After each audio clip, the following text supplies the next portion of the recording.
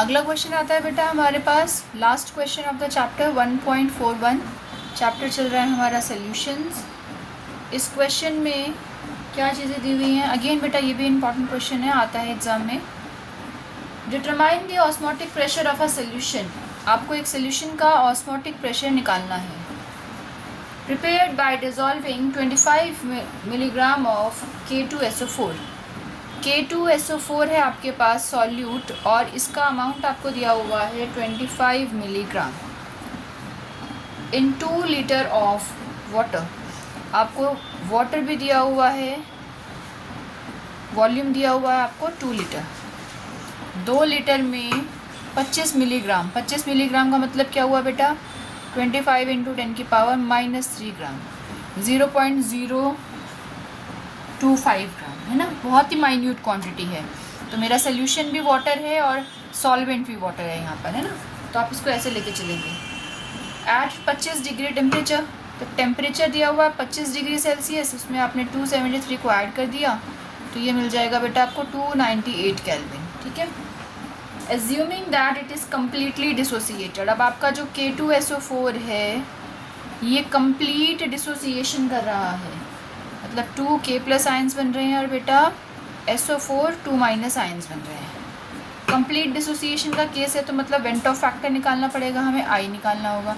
I कैसे निकालते हैं? यहाँ पे I का फॉर्मूला होगा total number of moles of particles after dissociation by total number of moles of particles before dissociation. देखो बेटा मैं फॉर्मूला लिख के बता रही हूँ, अदरवाइज़ आप डायरेक्ट भी लिख सकते हो कि यहाँ पे 2 और 1 3 बने हैं, तो लेकिन मैं ये बताना चाह रही हूँ कि फॉर्मूले के हिसाब से कैसे जा रही है, और फॉर्मूले के हिसाब से ही हम फाइंड करते हैं। अभी यहाँ पे कितने पार्टिकल्स कितने हैं डिसोसिएशन के बाद? 2 और इसका 1, है ना, तो 3 हो गए। और पहले कितने हैं? 1। तो आपकी I की वैल्यू कितनी आ गई? I की वैल्यू आ गई 3। तो ये 3 हम डायरेक्ट भी लिख सकते थे, लेकिन ये स्टेप बताना ज़रूरी था आपको, ताकि आपको ये ध्यान रहे कि ये कैसे आया है। ठीक है।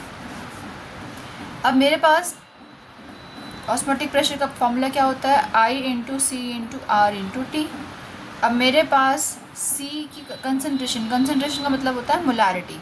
मोलारिटी यहाँ पर निकालने के लिए मेरे पास नंबर ऑफ़ मोल्स हैं, मोल्स नहीं है, गिवन मास है, मोलर मास निकाल लेते हैं।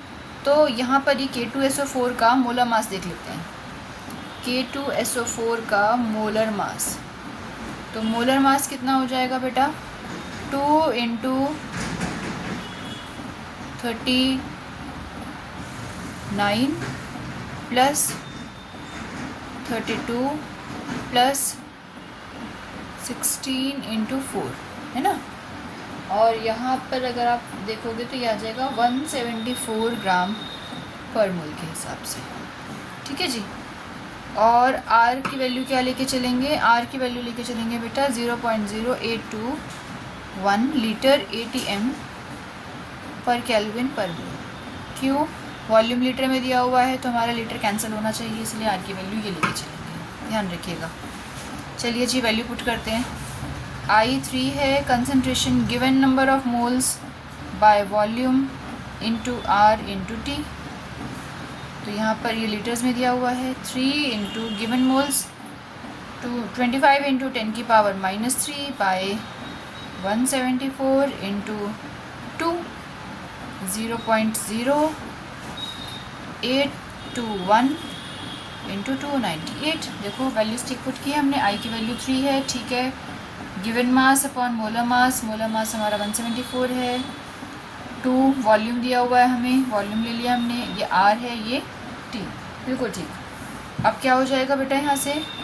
Osmotic pressure is equals to कितना आ जाएगा? अब ऑस्मोटिक प्रेशर की वैल्यू आप चेक करो कितनी आएगी।